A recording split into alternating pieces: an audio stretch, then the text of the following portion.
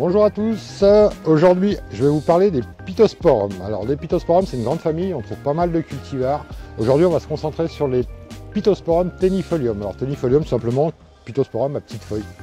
C'est des petits arbustes relativement simples, d'une efficacité assez redoutable parce qu'au niveau entretien ça ne demande vraiment pas grand chose. C'est-à-dire que c'est des arbres qui supportent très bien les grosses chaleurs, qui ne sont pas trop gourmands en eau, hein, loin de là. C'est-à-dire que c'est des choses qu'on n'arrose jamais en très grosse quantité parce qu'ils n'aiment pas ça.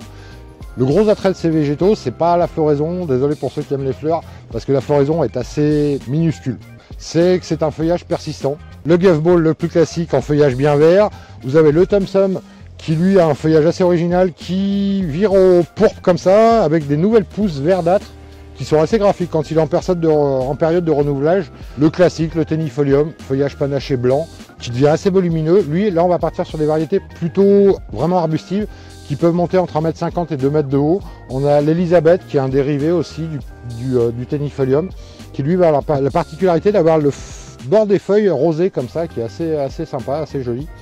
Et là j'en ai 2-3 autres différents, regardez, pour vous donner un peu le port de ceux qui vont avoir des ports plus érigés, où là on va prendre un peu plus de hauteur et de volume. Ça reste des petits arbustes qui peuvent être soit utilisés dans des petites haies, soit en isolé, soit en massif, et même en pot, parce que c'est pas un développement trop imposant. Là, je vous ai montré des gros spécimens, enfin déjà assez développés, pour bien vous rendiez compte du port de la plante, de chaque végétaux. On les a en plein de tailles différentes, donc n'hésitez vraiment pas à passer nous voir si vous êtes intéressés. Voilà, pour cette semaine, ce sera ça. Je vous parlerai d'autres Pittosporum un peu moins connus aussi dans une prochaine vidéo. Je vous dis à bientôt, et puis à la prochaine vidéo.